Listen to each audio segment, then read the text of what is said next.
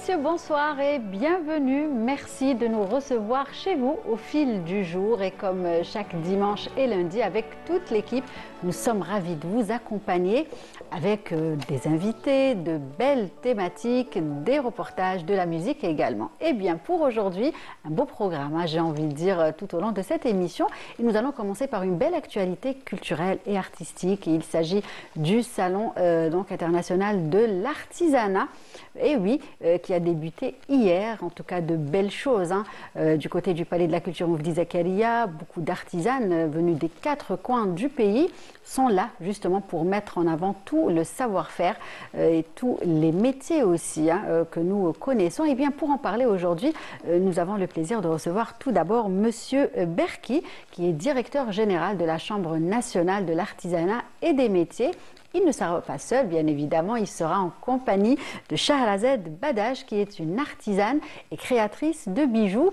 Et sa particularité, c'est que, je la regarde hein, parce que je la connais, c'est que c'est des bijoux en perles naturelles. Et bien justement, elle va nous parler de tous les bienfaits hein, de ces perles, en plus d'être belles et jolies quand on les met. Voilà donc pour le premier plateau. Et puis pour le deuxième, nous aurons le plaisir de recevoir 2 dames, j'ai envie de dire, qui se sont distinguées par leur travail. Et oui, 2 profils. La première a décidé de mettre sa passion et au savoir-faire au service du goût et de la tradition. Elle a justement lancé une belle aventure culinaire, des raviolis et des pâtes fraîches faites maison tout simplement. Et bien tout à l'heure nous verrons justement ce qui fait la particularité des produits et des créations de Fatem Zahra Tamari. Et puis nous aurons également le plaisir de recevoir Jihan Brahmia, qui est doctorante en nutrition et qui s'est lancée dans les réseaux sociaux. Sa particularité, c'est qu'elle vulgarise la science, j'ai envie de dire, hein, pour vous donner des conseils en nutrition, des conseils healthy, bons pour la santé, tout simplement. En tout cas, elle nous parlera de son beau parcours et de ses beaux conseils hein, qu'elle partage avec nous au quotidien à travers les réseaux sociaux, semi-sportifs également. Nous verrons tout ça tout à l'heure. Voilà donc le programme de l'émission de cet après-midi. De la musique, bien évidemment, pour recevoir tout ce beau monde. On se retrouve juste après cette chanson.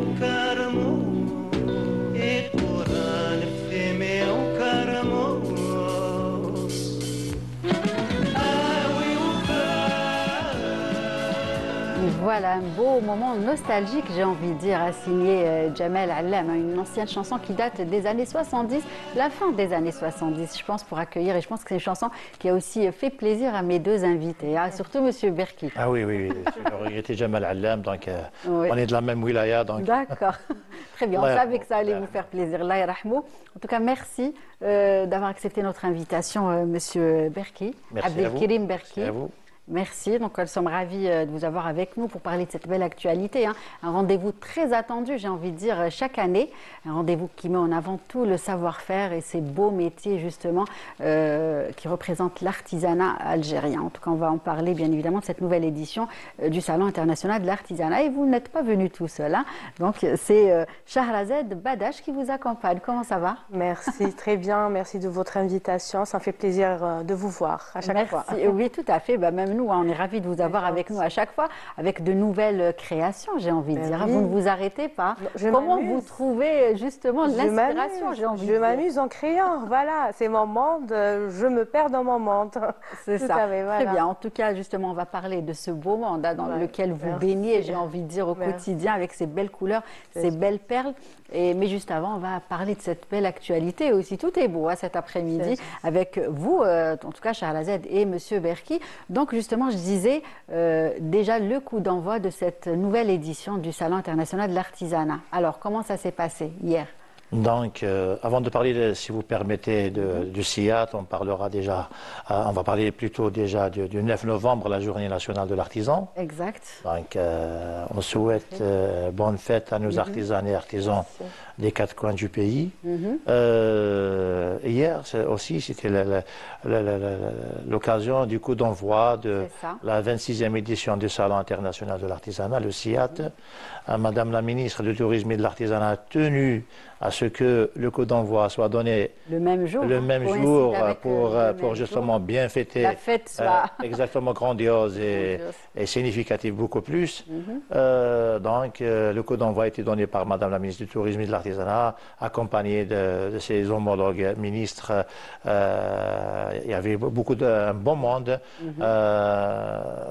Un coup d'envoi grandiose qui démontre un peu l'intérêt qu'accorde l'État à ses artisans, à ce segment de l'artisanat. Donc la 26e édition a connu quand même un bon nombre d'artisans émanant déjà des quatre coins du pays. Nous avons 264 artisans qui sont venus des quatre coins du pays. Donc on a tous les segments de l'artisanat, toutes les potentialités de l'artisanat. Nous avons l'artisanat algérien à part entière. Donc l'artisanat chaoui, l'artisanat kabyle, l'artisanat du sud, Tergui, l'artisanat du côté de l'Oranais, l'algérois. Donc tout l'artisanat est présent au niveau du palais de la culture Moufdi Zakaria. Et puis nous avons aussi avec nous 70 artisans émanant de 12 pays frères et amis à l'Algérie. Donc ils sont là avec nous, c'est des habituels. Ça permet l'échange déjà entre les artisans de l'Algérie et chez leurs homologues des autres pays. L'échange permet de savoir déjà où est-ce que nous sommes avec notre artisanat.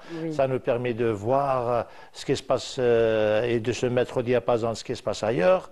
Ça nous permet, par exemple, à titre d'exemple, si on prend par exemple le tapis, nous avons les Iraniens qui sont présents avec nous, avec leur tapis connu et reconnu. Donc nos artisans du côté de Khanchla, du côté de Gardaya, du côté de Hammam, Hisham, du côté de... Nous avons 33 tapis au niveau national. Donc ils vont voir le tapis iranien qui est reconnu et connu. Donc comme ça, on pourra apporter des touches nécessaires pour que notre tapis aussi se hisse au tapis tout à fait. De rang international. Exactement. Il a tout le mérite. Exactement. Donc cet échange est toujours bénéfique et ça booste notre secteur pour aller de l'avant. C'est ça. Donc justement, je vais peut-être poser la question à Shahrazad. Qu'est-ce que ces échanges, j'ai envie de dire, apportent justement aux artisans? Comme il disait, beaucoup sont invités, viennent d'autres pays. Donc qu'est-ce que ça peut apporter à nos artisans? Déjà, la découverte du patrimoine des pays voisins et tout, d'avoir leur créativité, de se hisser dans leur monde un peu. Voilà, parce qu'un artisan, avant tout, c'est un artiste. Exact. Voilà, il a besoin de comprendre comment l'autre artisan a réussi à faire sa pièce et tout. Voilà, par exemple, pour les bijoux, même les bijoux, que ce soit tunisien, la Palestine aussi, il y a pas mal de pays, ils ont leur touche. Oui. Voilà. Et on reconnaît facilement. Tout à fait. Quand on voit un sautoir, on sait si c'est tunisien ou bien algérien ou bien du Moyen-Orient ou autre. Voilà. Moi, ça me permet d'une pièce d'imaginer autre pièce. Pourquoi ne pas la dériver un peu sur notre patrimoine et rajouter quelque chose qui nous est propre. Très bien. Voilà. Et donc, justement, beaucoup d'artisans, beaucoup d'artisanes sont présents. Le salon durera combien de jours? Alors, du 9 au 15. Voilà, jusqu'au 15 nous avons du 9 novembre. au 15. Vous parliez tout à l'heure de l'artisan. Donc, je vous dis que, c'est-à-dire directement que l'artisan est vraiment présente, pas uniquement au niveau du salon, mais au niveau de notre fichier. Nous avons 470 000 artisans au niveau national et 31% sont des femmes. Sont des artisanes. Alors le salon, donc, en plus de l'aspect économique, de l'aspect plutôt commercial de la chose, parce qu'il ne faut pas perdre de vue que le salon, c'est une aubaine pour nos artisans pour écouler, vendre, commercialiser leurs produits. Aussi, exactement, faire connaître leurs produits. Mais aussi, nous avons greffé des activités aux alentours de ce salon. Donc, nous avons des séminaires, des journées d'études qui permettent un peu de se pencher sur certains points qui concernent justement l'artisan et l'artisane.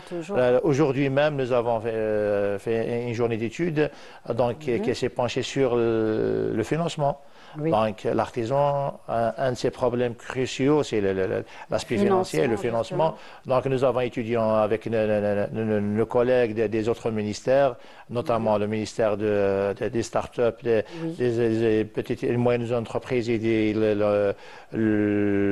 comment on appelle le ministère des startups, les moyennes entreprises et L'Angem aussi. Oui, l'Angem, elle est dans le ministère, oui. Excusez, ça va revenir, ça va revenir, il n'y a pas de problème. Nos amis du ministère des startups, j'espère qu'ils me pardonneront pour cet oubli. Alors, il y a l'Angem et l'Ansèche dedans. Bien sûr, tout à fait. Donc, nous avons débattu, exactement, nous avons débattu justement des mécanismes de financement pour nos artisans. Donc, nous avons signé l'année passée déjà une convention avec l'Angem pour permettre à nos artisans de bénéficier du PNR, des prêts non rémunérés. Ça leur permet d'acquérir la matière première sans passer à quelqu'un d'autre. Et c'est préférable de passer par l'Angem. L'Angem accompagne aussi nos artisans pour les petites entreprises, mais l'ANSEJ, enfin l'ancienne ANSEJ, maintenant c'est la NESDA, c'est la NESDA maintenant, donc elle permet à nos artisans l'extension de leurs activités. Nous avons beaucoup d'artisans qui arrivent à un certain stade où ils demandent de l'extension. Maintenant c'est faisable. Maintenant, ce matin-là, nous avons signé une convention avec la NESDA pour permettre justement à nos artisans de faire de l'extension et créer de l'emploi et créer de la richesse. Ça, c'est le premier séminaire, si vous permettez. Le deuxième, donc, on va se pencher demain. On va se pencher sur les mécanismes de protection et de sauvegarde de notre patrimoine. Donc, on parle là des labels. Très important, une thématique. Madame la ministre, dès son installation au niveau de notre département ministériel, le ministère du Tourisme et de l'Artisanat, s'est penché sur cette question de protection. Donc, nous avons installé une commission nationale pour l'octroi des labels. Nous avons un label du produit algérien. Oui. Ça parle de la qualité et de l'authenticité. Exact. Très important. Et on parle surtout que c'est des artisans locaux. Oui, exactement. Et on parle justement, puisque vous évoquez le terme local, donc nous avons un label aussi production algérienne, qualité et authenticité, produit local. Donc il y a de labels, ça nous permet de protéger définitivement nos produits de toute justement tentative, tentative de revendication. Il y a des gens qui revendiquent, qui disent que tel ou tel produit n'est pas algérien, mais comme ça, tout est clair, tout est ficelé et tout est protégé. Exactement. Même il y a une commission interministérielle qui travaille et qui œuvre de sorte de rendre nos produits reconnus par l'UNESCO. Il y en a déjà plein de produits qui sont reconnus par l'UNESCO comme patrimoine national, donc rien à dire par rapport à ça. La troisième journée sera dédiée à la nouveauté qui est le commerce électronique. Donc on va parler de ce canal qui permet à nos artisans de gagner et d'efforts et de temps pour une meilleure commercialisation, une meilleure promotion de leurs produits. Donc, en plus de ça, en plus des journées thématiques, je prends juste 30 secondes. Oui, non, allez-y, vous êtes là pour ça, je vous en prie. Voilà, donc nous avons inculqué, c'est-à-dire, si je peux dire, une petite concurrence positive entre les artisans. Donc, il y a un concours du meilleur stand algérien, un concours du meilleur stand étranger et un concours comme un clin d'œil pour les start-up, donc un concours du meilleur stand des start-up, parce que nous savons tous que les start-up, c'est des idées nouvelles, c'est des idées innovatrices, donc elles nous apportent beaucoup et elles facilitent le vécu de l'artisan et de son travail. Donc une application peut permettre une meilleure communication, et une application peut permettre une meilleure promotion du produit de l'artisanat. Exact, et c'est aussi être dans l'air du temps. Il faut vraiment justement faire se mettre au diapason de ce qui se passe. Tout à fait, voilà. Tout à fait. Et donc je vois à travers ce que vous dites, Monsieur Berki, c'est que c'est des thématiques qui intéressent, j'ai envie de dire, les artisans aussi. Il y a les responsables, bien évidemment, les hautes instances, et les artisans aussi. Tout à fait. Justement, une stratégie, ça se trace, c'est-à-dire suite à la collecte des doléances des artisans. C'est ça. Nous avons un organe élu qui nous collecte toutes les doléances des artisans. Nous avons ce genre de manifestations qui nous permettent un contact direct avec nos artisans, qui nous permettent aussi de collecter, c'est-à-dire voir un peu les points forts du secteur, les points à améliorer du secteur. Par la suite, on trace une stratégie qui est traduite par des actions au niveau de la Chambre nationale de l'artisanat, des chambres locales au niveau des wilayas, par des actions qui permettent justement à nos artisans des mises à jour, de se perfectionner, de se développer et de... Il y a des formations, il y a des ateliers, il y a des masterclass, nombre de services. Tout au long de l'année, bien évidemment. Le salon est ponctuel, mais tout au long de l'année, il y a beaucoup d'efforts qui se font, n'est-ce pas? Et justement, je pense à vous pour l'organisation de ce salon, que j'imagine qu'il y a eu un grand travail en amont, n'est-ce pas? Un travail de fourmi. Tout le monde avec vos équipes, bien sûr. Tout le monde a mis du sien, à commencer par Madame la ministre du Tourisme et de l'Artisanat, qui a veillé aux petits soins, et a veillé au moindre détail, et jusqu'aux derniers éléments. Donc tout le monde a travaillé pour que nos artisans soient mis dans de bonnes conditions et pour que cet événement c'est un événement phare du ministère du Tourisme et de l'Artisanat, soit aussi, c'est-à-dire soit une occasion pour nos artisans comme j'ai dit tout à l'heure, de commercialiser, de promouvoir. Et aussi, on n'oublie pas, on ne perd pas de vue que l'artisanat aussi, c'est un levier du tourisme. Donc, de telles expositions permettent une meilleure visibilité de l'Algérie à l'étranger. Bien sûr, d'exporter ce savoir-faire. Voilà, nous avons avec nous 70 artisans. On veille à ce que ces 70 artisans soient comment dirais-je, des représentants, des vitrines, on va dire. Exactement. Au contraire, ils soient des vecteurs pour promouvoir justement notre destination Algérie. Donc l'artisanat et le tourisme va de soi. Vont ensemble. Et justement, il y a aussi la carte de l'artisan qui est d'actualité, docteur. Alors, vous voulez parler de la numérisation? C'est ça. Donc la numérisation, donc, comme on parlait de la numérisation de l'aspect commercial au niveau des artisans, au niveau de l'administration aussi, il y a de la numérisation. Donc nous avons déjà la carte d'artisan qui est devenue une carte électronique. Ça nous permet déjà d'avoir une carte. Pas exactement, oui. Un grand pas qui a été fait en faveur de tous les artisans. On en a fini avec la carte cartonnée. Donc ça nous permet d'avoir une carte digne de nom d'un côté. D'autre côté, ça nous permet d'avoir une traçabilité. Oui, tout à fait. Du cursus déjà de l'artisan et une cartographie des artisans. Très bien. On parlait de la numérisation, de l'identification aussi, qui est très importante justement, et un acte, j'ai envie de dire, en faveur des artisans. Exactement. Donc, je parlais de la cartographie des artisans. Ça nous permet déjà d'avoir une visibilité de l'existence de nos artisans, surtout prévoir les activités en déclin, pour justement tracer des programmes, pour directement, justement, en direct de ces activités qui risquent de disparaître. Donc ça nous permet beaucoup de choses. Une analyse des statistiques nous donne beaucoup d'indices aussi. Donc la carte numérique nous apporte beaucoup de bienfaits. Et puis nous avons aussi une plateforme au niveau de segments de l'artisanat qui est dédié justement à l'artisan pour qu'il puisse s'inscrire, bénéficier de tous les services qu'offre la Chambre nationale, le ministère, la NART et les chambres locales. Formation, exposition, inscription, donc via la plateforme qui sera, opérationnelle dans très peu de temps. Très bien, Shahrazad. Donc, qu'est-ce que ça apporte justement? Ça facilite, voilà. Ça nous facilite la vie, surtout dans les temps qu'on vit. Tout est informatisé, tout est voilà. Le temps passe extrêmement vite. Alors, on doit être toujours derrière, voilà.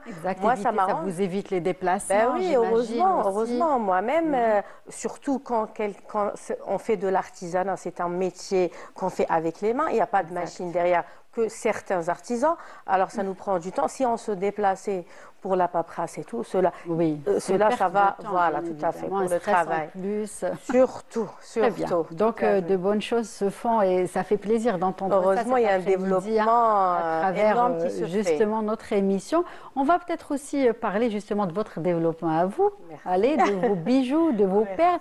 Ça fait combien de temps que cette belle aventure a commencé, Shahrazad? Vous savez, depuis que j'ai quitté mon travail, j'étais cadre dans une entreprise hydrocarbures. J'ai quitté l'administration. J'imagine qu'elles sont nombreuses à avoir fait une reconversion. Voilà. J'ai quitté mon poste cadre pour de l'artisanat. Être son propre patron, c'est toujours l'idéal, surtout dans les temps qui courent et tout.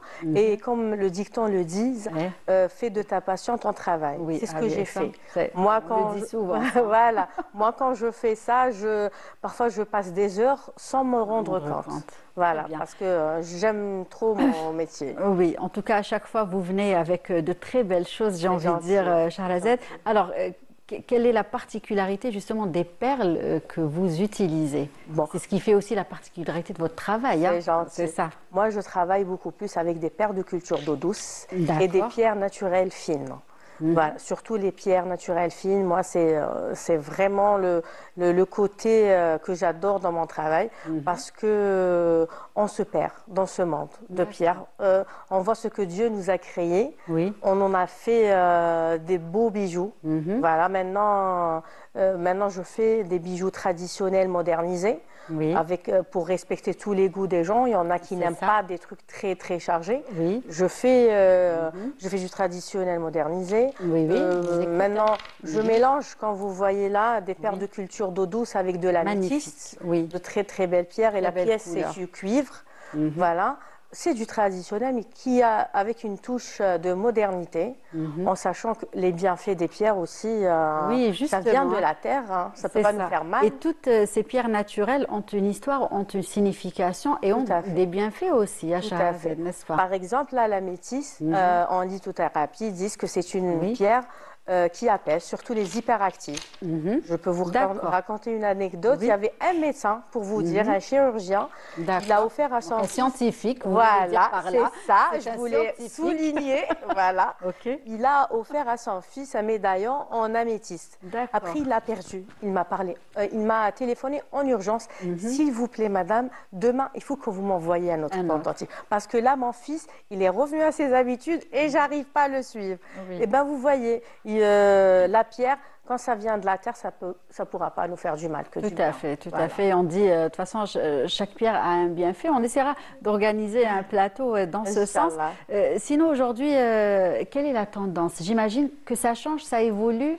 Maintenant, on revient... Et par contre, j'ai l'impression qu'il y a des pièces indémodables. C'est clair. Si on peut, par exemple, si je peux parler de ça, on les porte tout le temps. Voilà, et ça on peut les mettre avec des tenues traditionnelles, modernes également, au quotidien, quand on sort lors de fêtes. Eh bien, il y a une cliente, elle m'a dit, est-ce que je pourrais porter ça au travail? Là, madame, il faut vraiment être courageuse pour le faire, mais là, je vous encourage. Voilà, les lui sont très c'est indémodable. Là, depuis que justement, on a vu et on a découvert les artisanes algériennes, ça marche toujours. Hein. C'est des pièces qui marchent toujours. Tout incroyable. À fait. Maintenant, on revient vers le traditionnel, beaucoup plus avec la touche de modernité. Par exemple, moi, j'ai mes clientes, même à l'étranger, qui sont des cadres dans des administrations à l'étranger, elles me disent, quand on a des réunions, on porte des bijoux traditionnels pour les mettre en avant. Tout à fait. Voilà. Après, ils me disent, à chaque fois, on est demandé de quelle provenance et tout. Et là, ça permet de raconter notre patrimoine. C'est aussi ça, ce beau bijou que j'ai du mal à atteindre, mais Soraya s'est chargée de le mettre en avant. Tant mieux. Ça, c'est des paires de culture d'eau douce. Voilà. 3 tons. Vous avez la couleur rosée, mauve et blanc. Le mélange, il est parfait pour tous les jours avec des tenues classiques, comme en tenue traditionnelle, ça passe très bien aussi. D'accord. Et aujourd'hui, Shahrazed, vous pensez vos bijoux, vous les créez, comment ça marche? Parfois, je suis en train de regarder une série à la télé et tout, je vois un bijou. De ce bijou, il sort une série d'autres bijoux. Pourquoi pas que je fasse comme ça, comme ci, comme ça. Et là, on démarre. Parfois, en train de fabriquer, normalement, j'ai un modèle en tête. Et je finis par un autre modèle. Voilà. Très bien. Aujourd'hui, toujours aussi passionné, toujours... Toujours. Moi, je vous ai dit, j'ai fait de ma passion mon travail. C'est ça. Voilà, je ne compte pas mes heures. Voilà, je ne compte pas mes heures. Mais c'est une passion plus qu'un travail pour moi. Il y a aussi, justement, parlé de tous les efforts qui sont faits en faveur de nos artisans. J'imagine que toutes ces expositions, toutes ces rencontres, formations, échanges sont très bénéfiques. Heureusement, ça nous aide à faire connaître nos marques, ça nous aide aussi à exporter notre patrimoine. Voilà. Comme il a dit M. Berki, pour l'Angem et tout, c'est toujours quelque chose qui nous fait que du bien, surtout pour un artisan. Voilà. Très bien. Et justement, M. Berki, j'aimerais aussi, quand on voit ce savoir-faire, je pense aux métiers. Il y a des métiers que nous savons faire, j'ai envie de dire, et qu'aujourd'hui, la transmission est très importante, n'est-ce pas? Très bien. Donc, un savoir-faire ancestral, de qualité. Vous parliez tout à l'heure des tapis, mais il y a plein d'autres métiers. Nous avons 339 activités. Exact. Alors, pour le transfert justement du flambeau, si je peux dire, c'est ça. Nous avons déjà une tendance maintenant. Donc, nous avons beaucoup de jeunes, beaucoup d'étudiants et beaucoup de reconversions. C'est ça. Donc, la science commence à envahir, si je peux dire, notre monde de l'artisanat.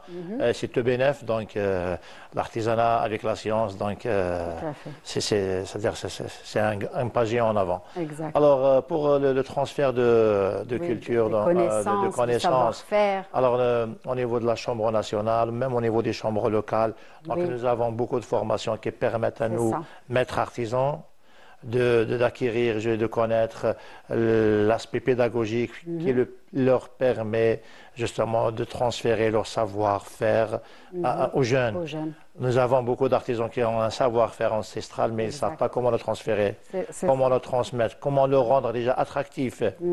Alors nous avons beaucoup de formations dans ce sens qui permet justement la pérennité de de nos savoirs, la pérennité de cette branche. Donc, nous avons pratiquement formé un nombre très important. Il y a beaucoup de demandes. Nous avons 470 000 artisans. On ne peut pas tous les former en tant qu'administration, mais on a fait appel à nos maîtres artisans pour les former. Et pas eux-mêmes maintenant, ils vont prendre le relais pour former leurs homologues artisans pour justement que le flambeau passe facilement d'une génération à une autre. J'imagine que les chambres d'artisanat des régions locales ont aussi une mission très importante parce qu'il y a beaucoup de métiers justement qui se font à travers les 4 coins du pays. Bien sûr, nous avons 58 wilayas, 1541 APC et je ne sais pas combien de villages. Vous avez une bonne mémoire. Je suis mathématicien de formation, donc... Voilà, ça s'explique, ça explique cela. Alors, c'est-à-dire chaque village, chaque région a sa spécificité. C'est ça. Nous avons le bijou de la Kabylie, le bijou de Chaoui, le bijou de Telgui. Et si on parle des tapis, je vous ai dit tout à l'heure que nous en avons 33 tapis. La robe algérienne, donc elle est vraiment diversifiée d'un village à un autre. Le travail de bois aussi, il diffère d'une région à une autre et j'en passe. Tout ce savoir doit justement être périn. Ce savoir doit se transférer de la catégorie comment on va les appeler, les artisans, catégorie de l'ancienne génération. Comme ça, ils vont des maîtres d'artisans à la jeunesse, à cette jeunesse justement qui commence à comprendre. Nous avons déjà un exemple ici avec nous qui commence à comprendre que l'artisanat aussi, qui donne de plus en plus d'importance et de valeur justement à et l'artisanat. Commence à se rendre compte que déjà, si on a un métier, on a un avenir. Si on a un métier de l'artisanat, on préserve notre patrimoine, notre culture et notre identité. Donc, Dieu merci, le travail qui se fait au niveau des chambres locales donne ses fruits. Et nous avons un chiffre, je vous donne aussi un chiffre. Oui, allez-y, pour finir. Pas moins de 25 000 jusqu'à 30 000 artisans nouveaux par année. D'accord. De 25 000 à 30 000 artisans par année. Très bien. Donc, le secteur de l'artisanat va bien. Très bien. Bon, on va finir avec cette belle phrase, je pense. Très bonne note. En tout cas, merci. On pourrait finir toute l'émission avec vous, mais il y a d'autres invités qui nous attendent. En tout cas, Monsieur Berki, j'étais ravie de vous avoir avec moi et avec nous cet après-midi. Très bon salon et bravo pour toutes les choses que vous faites. Shahrazad, merci beaucoup. Merci à très vite avec d'autres créations, d'autres perles et d'autres pièces, j'ai envie de dire. Merci en tout cas, au plaisir de vous revoir très vite. Et quant à nous allons continuer avec un reportage pour recevoir justement nos 2 prochaines invités. Dans l'effervescence culturelle, l'exposition au Centre culturel Kateb Yassine se dresse comme une pause contemplative, une invitation à renouer avec la matérialité et la patience du geste.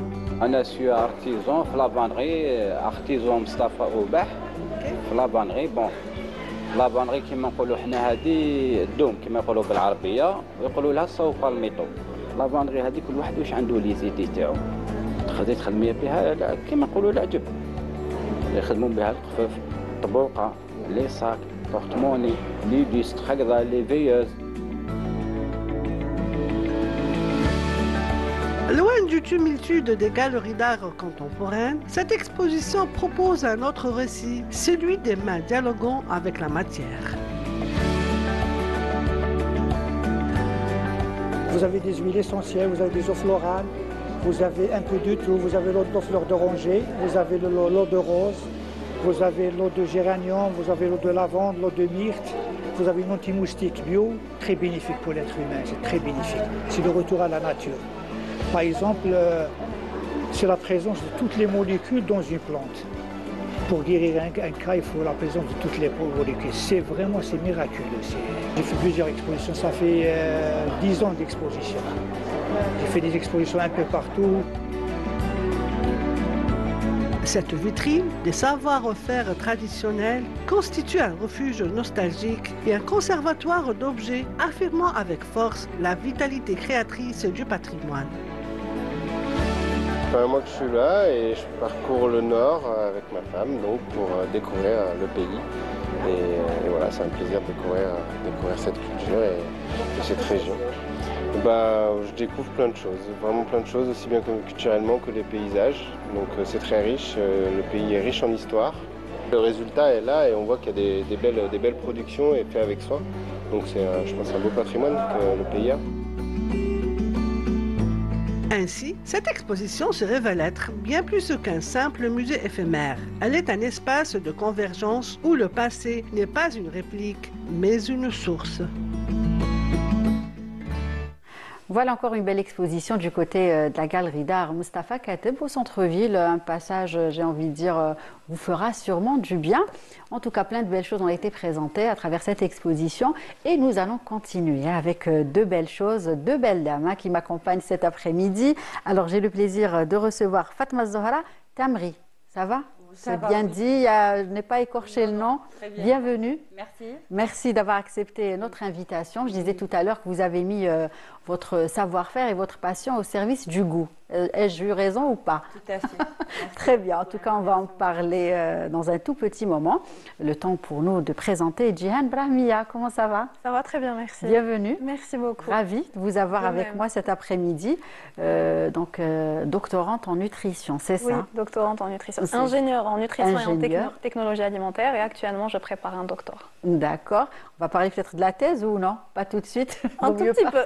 Un tout petit peu, il vaut mieux. Hein. C'est pas le sujet, j'ai envie de dire, cet après-midi. Mais ce qui fait aussi, justement, Jihan Brahmiya, c'est le fait de partager pas mal de vidéos très sympas sur Internet, des conseils très pratiques, j'ai envie de dire, hein, des choses que nous ne savons pas forcément. Et ce qui est bien aussi, c'est que ça paraît simple avec vous. Ouais, je suis contente de l'entendre. En tout cas, c'est l'objectif. C'est ça, c'est ce que je ressens à travers vos vidéos. En tout cas, on va en parler. Fan de pâtes ou pas? Ou c'est la sportive qui fait attention? Justement, on va parler de ça, des idées reçues par rapport aux sportifs et par rapport aux pâtes. Donc c'est intéressant, ça tombe bien qu'on soit ensemble. En tout cas, justement, on va parler de pâtes fraîches, de pâtes faites maison, qui est aujourd'hui la spécialité de Fatma Zohra. Alors, comment vous est venue cette idée, Fatma Zohra? Au départ, j'ai toujours aimé la cuisine. C'est ça le truc. Après, ça, c'est important. Hein, oui, la cuisine et surtout les pâtes. D'accord. Et quand les enfants étaient petits, c'est ce que je faisais. Mes pâtes, je les préparais à la maison. Les pâtes, je faisais des pâtes fraîches. Vous aviez le temps de les faire à la maison? Oui. D'accord, oui. Ah bah, ça va. Je faisais des pâtes fraîches aux enfants et ils adoraient ça. Quelques années plus tard, je me suis dit pourquoi ne pas faire mon métier, puisque c'est ma passion. Comme j'avais des amis italiens, je voyais leur façon de faire et tout. Alors je me suis dit, allez, je vais me lancer dans des pâtes fraîches algériennes inspirées de l'Italie. C'était surtout ça. D'accord. Pâtes algériennes, 100% algériennes, fraîches, inspirées de l'Italie. Donc vous n'avez pas fait de formation, vous vous êtes lancé sur le tas, vous avez juste vu faire? Au départ, non, j'avais pas de... C'était comme... Il fallait que je travaille avec les produits locaux. C'est ça, très important. Après, c'est un petit peu différent. La pâte fraîche italienne et les matières sont différentes. On a une farine un peu spéciale par rapport à la nôtre. Il fallait que je m'adapte avec ce qu'on avait, nous. Bien sûr, tout à fait. C'est de là que ça a commencé, avec des tests, Après, je suis partie un petit peu là-bas pour faire des petites formations. Et voilà. Très bien. Donc là, on voit une belle image, belle couleur là, sur votre droite, sur l'écran. Donc, très bien. Et aujourd'hui, quelles sont les recettes que vous proposez? Quel est le concept justement aussi du projet que vous avez lancé? Est-ce qu'on peut venir manger? Est-ce que c'est un service de livraison? Sur comment ça se passe? En fait, j'ai fait une boutique de. En fait, c'est un pasta shop. C'est comme en Europe où on prend. C'est comme une petite épicerie fine, mais spécialisée dans les pâtes fraîches. Très bien. Que des pâtes, des raviolis, des tagliatelles, des feuilles de lasagne. Après, j'ai pris un petit peu des filières un petit peu tendance, un petit peu des pâtes à la mode, comme on dit. D'accord. C'est comme les mafaldines, les paqueris, les calamarata. C'est beaucoup plus pour la vie, pour le regard. C'est beau à voir. Voilà c'est beau à voir. Bon et beau. Exact. Très bien. Et aujourd'hui, quelles sont les recettes que vous proposez? On va parler peut-être de raviolis, voilà, puisque nous avons des raviolis sur la table. Voilà. Après, je fais, par exemple, après, c'est des recettes originales aussi, beaucoup plus. Par exemple, vous avez poulet... Là, on est en train de vous... C'est vous qui faites, là? Oui, c'est moi. Waouh. On voit la maîtrise, hein. On voit la maîtrise. Hein. Tout est fait maison et avec des produits locaux et naturels, sans conservateur, sans... Tout est frais. Les fromages, même si je prends des fromages, c'est des fromages d'artisans. D'artisans locaux. Hein. Voilà, des artisans locaux. Voilà. Aujourd'hui, il y a beaucoup de choses qui se font dans ce sens. Hein. Il y a plein de fromages. Et on a de très, très bons produits. Très bons produits. Très bien. Donc, les recettes que vous proposez, là, je vois que c'est farci à fromage. Ça, c'est trois fromages. C'est ricotta, mozzarella local, bien sûr, et parmesan. D'accord. Je fais aussi, par exemple, des trucs originaux, comme par exemple ravioli poulet à la truffe. Ça, c'est pas le moment, dis. L'eau à la bouche. C'est le best-seller de la boutique. Après, on fait aussi poulet citron confit, un peu oriental à l'algérienne, un petit peu. Voilà, je fais merguez aussi. C'est des raviolis. C'est ça, c'est les petits mélanges italiens, algériens plutôt à l'italien. Voilà. Très bien. Bon, je vois du vert, c'est facile à trouver, c'est des épinards. Voilà. C'est pas des poudres, tout est frais. Tout est frais. Épinards frais, carottes fraîches, tout est frais. Très bien. Il y a d'autres sortes. Je crois, j'ai vu à travers vos vidéos des rouges. Oui, ça c'est au paprika. Voilà. Je fais au paprika, à la tomate séchée. Très bien. En tout cas, plein de recettes aussi appétissantes qui donnent envie, hein, les unes que les autres. Alors, aujourd'hui, quel est le conseil qu'on pourrait donner justement à ceux qui nous regardent, qui seront forcément intéressés par ce produit? Comment les préparer, comment les cuire, parce que très souvent, quand on achète de l'industriel, je dis bien, ça s'ouvre. Donc aujourd'hui, avec vous, on aimerait bien avoir les conseils pour bien les réussir et avec quoi les accompagner. C'est très simple, c'est très très simple. Dans de l'eau, on prend les faire bouillir dans de l'eau bouillante. Déjà que l'eau soit bien chaude. Hein. Bien chaude au départ, mais dès qu'on les plonge dedans, il faudra les faire cuire à petit frémissement, comme c'est frais pour ne pas les abîmer. Voilà, à petit frémissement. Comme c'est de la semoule, je ne fais pas de la farine, je ne travaille pas avec de la farine blanche. Et j'ai remarqué que les gens vont vers de bons produits, par exemple, sains, meilleurs pour la santé. Voilà, comme par exemple, je fais aussi une première des raviolis à la semoule d'orge. C'est très très bon. En goût, c'est légèrement rustique, c'est noiseté, ça a le goût de la noisette, c'est excellent. Je fais aussi à la farine complète, au blé complet. La farine blanche, non. Même les gens aiment, les clients préfèrent manger sain.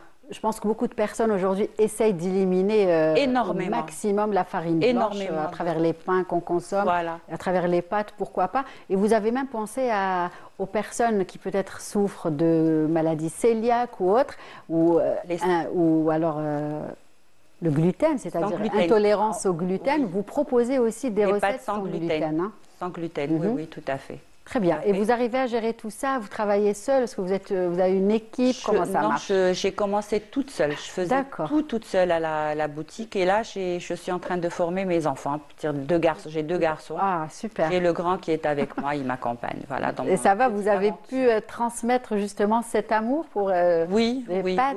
Oui. Super. Bah, c'est bien, c'est une bonne chose. Merci. Très bien. Alors, Jihan, des pâtes, on peut en consommer bien sûr que oui, bien sûr que oui. Vive les pâtes, franchement, c'est excellent. Surtout quand c'est fait à base de bons produits, de vrais produits. Donc, franchement, je trouve que c'est une superbe initiative.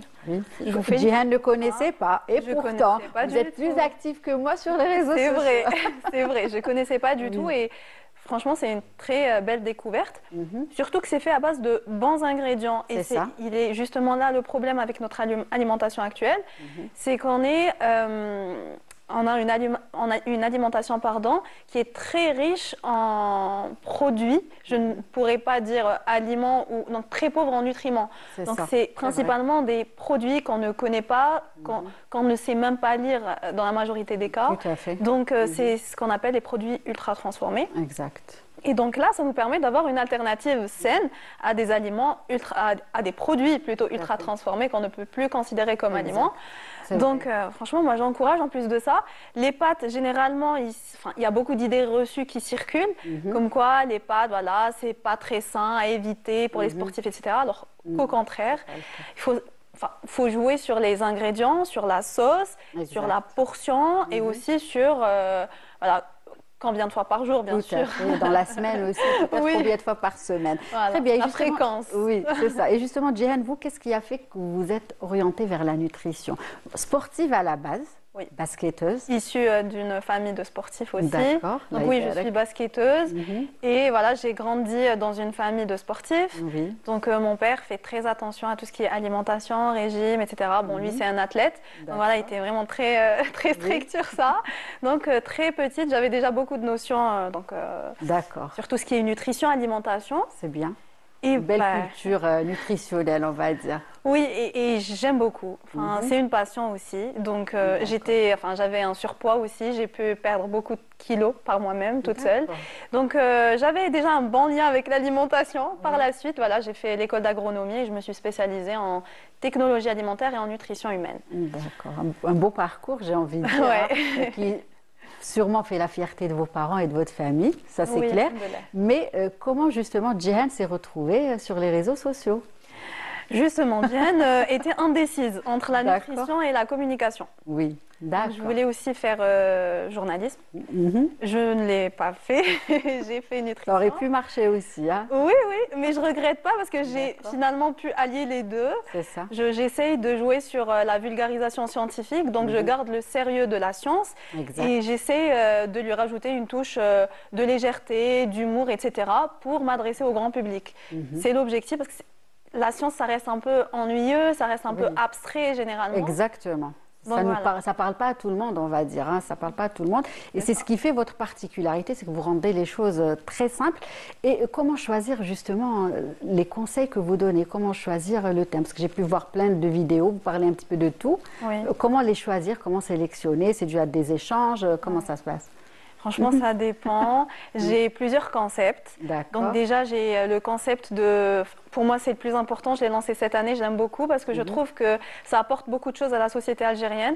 J'ai remarqué que, grâce à des échanges avec des gens, que les gens ne comprenaient pas ce qu'ils lisaient sur les étiquettes alimentaires. Oui, pas du tout. Donc voilà, il y a le concept de, voilà, je prends un produit alimentaire connu, populaire, et je lis la liste d'ingrédients et j'essaye d'expliquer aux gens chaque ingrédient, et j'essaye de démystifier tout ça, et de leur expliquer pourquoi ça, pourquoi éviter ça, etc. Je vais de mon mieux, mais le plus important, c'est qu'il y ait une éducation nutritionnelle. Et justement, ce qu'on peut dire cet après-midi, c'est que ce n'est pas contre cette marque ou contre ce produit, c'est juste pas du tout, loin de là. C'est juste informer le consommateur, savoir lire, voilà.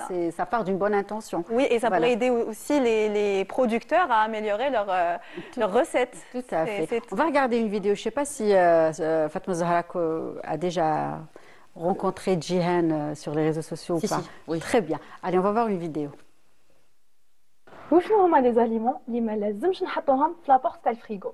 الحليب ولا اللبن، بيسكو في الباب تاع الفريغو ما عندناش درجه حراره ثابته، اي دونك يقدر الحليب يخسر بلو رابيدمون، يقدر يخسر قبل وقته وتقدر تكون فيه ريحه بيزار. دونك لازم نخبوه في الجهه البارده كامل في الفريغو، يعني في الوسط ولا من تحت. البيض الثاني ما نقدروش نخليوه في الباب تاع الفريغو بيسكو كاين بزاف تغيرات تاع درجه الحراره اللي يقدروا يديروا دي ميكرو فيسور في القشره تاع البيض، اي دونك لي بكتيري يولوا يدخلوا بلو فاسيلمون. كاين ثاني الدواء ولي بروبيوتيك اللي ما نقدروش نحطوهم هنا بيسكو كي نقعدوا نفتحوا ونغلقوا في الفريغو كاين ان شونجمون دو تمبيراتور اللي يخلي الدواء يقدر يولي انيفيكاس. دونك لي ميديكامون اللي لازم نخبوهم في الفريغو دو بريفيرونس نحطوهم او فون في الوسط وين لا تمبيراتور تكون ستابل. اي بور فينير كاين لي جو دو فروي ناتورال اللي ما نقدروش نحطوهم في الباب تاع الفريغو بيسك قد ما لا تمبيراتور تقع تتبدل كي نحلو ونغلقوا الباب قد ما تقدر تصرى لا فيرمونطاسيون تاعهم بلو رابيدمون اي دونك يفسدوا بلو رابيدمون. دونك من الفوق ديروا في بالكم بلي كل حاجه تقدر تفسد رابيدمون لازم نحطوها في لا بارتي لا بلو ستابل تاع لو فريغو، دونك في الوسط ولا من تحت. وهاد لي بيتي ديتاي يقدروا يديروا toute la différence. Ah oui, très souvent nos frigos sont mal organisés. Vous êtes d'accord? Je suis d'accord. Zahra. Je suis d'accord. Ça me fait rire parce que j'ai reçu beaucoup de commentaires sous cette vidéo. Tout le monde me disait oui, mais tu as cité tout ce qu'on met justement. Tout à fait. Alors on fait tout le contraire, ça c'est ça. Oui, bah, justement, l'idée m'est venue à partir du frigo de la maison. D'accord. Je voyais les boîtes de lait, les jus, les médicaments aussi. Oui, c'est vrai que leur place, c'est au niveau de la portière, ça c'est clair. C'est ça, donc je me suis dit depuis toujours en plus. Hein. On a hérité ça de nos mamans. C'est exactement ça. Et j'ai remarqué que beaucoup de gens faisaient la même erreur, que ce n'était pas vraiment spécifique à ma famille. Oui, donc voilà, généralement, c'est les sujets qui marchent. Parce que je trouve que vraiment, on a une culture commune, on fait pratiquement tous les mêmes erreurs. Et donc, tout à fait. Il y a aussi, en tout cas, vous abordez pas mal de sujets. Il y a aussi le sujet des boîtes de conserve que vous avez abordé. Peut-être en parler aussi cet après-midi. Oui, aussi, les boîtes de conserve et aussi... Des fois, on les ouvre et on les laisse dans le frigo. On prend une petite cuillère. Bon, je pourrais citer la tomate concentrée et on la laisse dans le frigo. Il faut comprendre que les conserves sont des conserves, oui. Ça. Tant qu'ils sont en conserve. Voilà, tant qu'ils sont fermés, bien fermés. Une fois qu'on ouvre la conserve, c'est bon, elle est, enfin, il y a des bactéries qui peuvent se former dessus, il y a une prolifération bactérienne qui est accélérée, donc on doit faire attention à ces détails. Donc, une conserve, une fois ouverte, il faut vraiment, ça dépend déjà de la conserve, mais par exemple pour l'exemple de la tomate concentrée, là par exemple, on pourrait la mettre dans des boîtes hermétiques, en verre idéalement, et rajouter un peu d'huile d'olive. C'est ça. Et la garder, vraiment bien la garder au fond du frigo. Il y a aussi l'idée des dates limites de consommation qu'on ne connaît pas. Il y a des dates limites de consommation et des dates limites de consommation optimales. Donc ça dépend de l'aliment. Donc il y a des aliments qu'on peut jeter une fois la date arrivée. Enfin, c'est des aliments qui sont périssables, comme tout ce qui est frais, tout ce qui est lait, fromage, etc. Après, on a les conserves, par exemple. On peut aller un peu plus loin que la date, mais voilà, il y a des choses à vérifier. Il faut que la boîte soit vraiment intacte, il ne faut pas qu'il y ait de traces dessus ou qu'elle soit un peu gonflée, etc. Voilà, c'est des détails importants à connaître. Il y a aussi le sujet des poêles, justement, anti-adhésifs que vous avez abordé. Les HAP, donc tout ce qui est HAP et tout ce qui est PFOA, c'est mon combat dans la vie. C'est très important et on voit actuellement les recherches et les articles publiés sur ça. C'est vraiment impressionnant, ça fait peur, mais beaucoup de personnes n'ont pas l'information. Donc par exemple, par rapport à tout ce qui est anti-adhésif, ça contient des microplastiques, on appelle ça des PFOA, mais voilà, pour résumer tout ça, c'est des perturbateurs endocriniens. Donc à force d'utiliser une poêle qui est anti-adhésive, il y a un transfert de ces matériaux vers notre alimentation. Quand on consomme, ça perturbe tout ce qu'il y a dans notre corps. Et puis, ça donne par la suite des tumeurs, des cancers, etc. Donc, à éviter absolument. Et aussi, à travers les études que vous avez faites, vous avez constaté qu'il y avait pas mal d'idées reçues. Des choses qu'on pensait vraies alors qu'elles étaient entièrement fausses, n'est-ce pas? J'ai commencé par ça, au vrai. C'est ça. Oui, parce que j'ai étudié en parallèle et je voyais qu'il y avait beaucoup d'idées reçues qui circulaient sur les réseaux sociaux, entre autres. Et donc, c'est de là que m'est venue l'idée d'aider les gens ou de donner la véritable information aux gens. Parce que là, actuellement, même avec tout ce qui est intelligence artificielle, etc., sur les réseaux sociaux, tout le monde a accès. Oui, on pose une question et on a des réponses. C'est ça. Mais il y a des sujets ou des thématiques où il vaudrait mieux poser la question aux spécialistes. Aux spécialistes. Oui, parce qu'il y a des recherches. Quelques exemples aujourd'hui? Alors, quelques exemples. Il faut éviter tout ce qui est gras et sucré, par exemple. C'est la première chose qui me vient à l'esprit.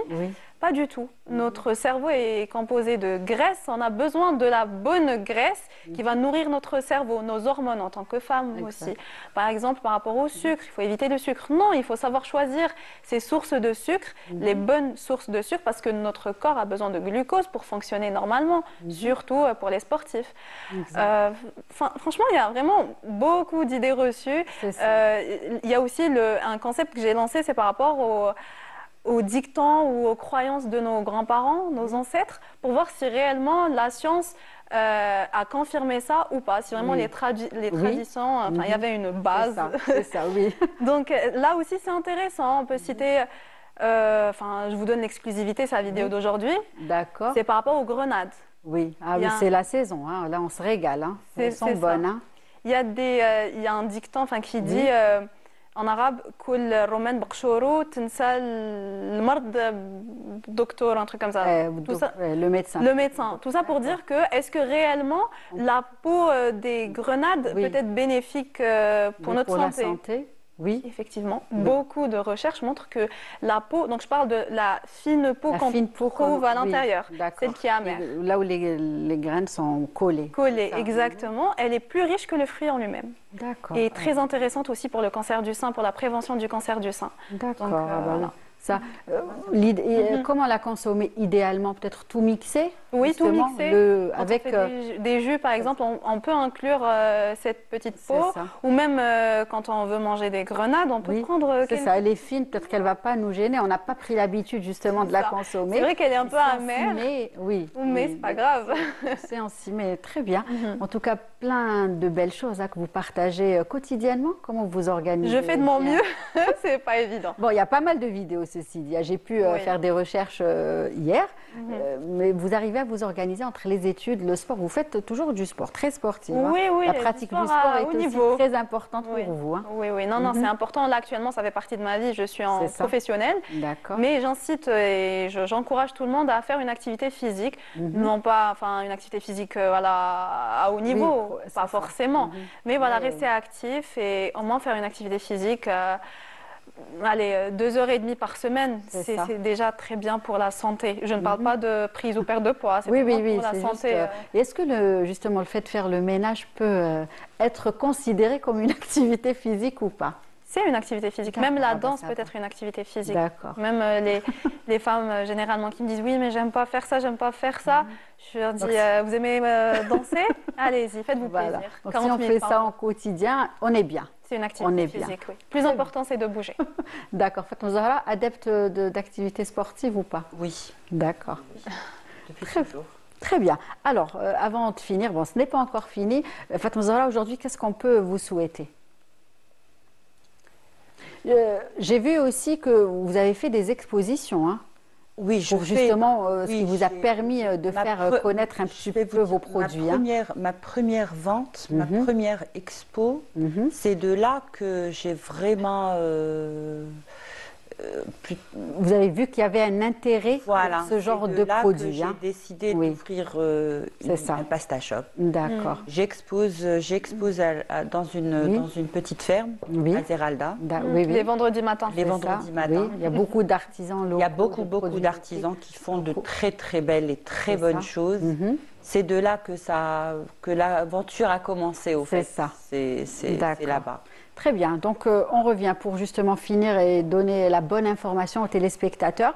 Donc on vous appelle, j'imagine que toutes vos recettes sont disponibles à travers vos pages. Oui. N'est-ce pas? Miss Ravioli. Voilà, donc et là on peut commander et avoir les recettes. Commander. Après, moi, je préfère qu'ils viennent à la boutique. Oui, c'est plus convivial, on va dire. Voilà, j'explique, je leur dis la manière de les cuisiner, de les préparer. Je leur donne des idées aussi. Je leur dis ce qu'il y a, les composants, c'est ce qui est bon, ce qui n'est pas bon. Et ils choisissent. Ils prennent ce qu'ils veulent, voyez, la farce, la forme, le parfum qu'ils veulent. Voilà, c'est pas précis, prenez 1 kilo de là. On peut bien les conserver au congélo si par exemple c'est une question d'une semaine, 10 jours? Non, jamais. Jamais, d'accord. Max, moi je déconseille, 72 D'accord, donc les garder dans le frigo. Dans le frigo, 72 les heures. Consommer dans les 72 et heures. Une semaine, 10 jours au congélo, pas 1 mois, pas 20 jours, pas... Non. Très bien. Alors, le principe, moi je leur dis, vous ne les mangez pas aujourd'hui, n'achetez pas aujourd'hui. Voilà, tout simplement. C'est simple, le but, le principe, c'est manger frais. C'est ça. C'est disponible, passez le jour, quand vous voulez, prenez vos pâtes et cuisinez-les le jour même.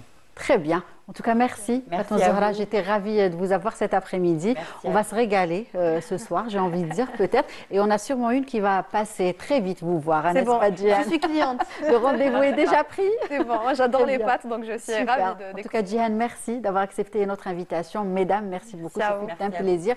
Au plaisir et aussi de vous revoir très vite avec d'autres projets et d'autres réussites. En tout cas, c'est tout ce que je vous souhaite cet après-midi. Et merci à vous de nous avoir suivis. Nous arrivons déjà cela à la fin de cette émission. Très bonne suite des programmes. Le relais donc sera pris dès demain avec Hesna Zoubiri. Et oui, sa première, on lui souhaite un très bon courage et une bonne chance aussi. Très bonne suite des programmes sur Canal Algérie et prenez soin de vous. Au revoir.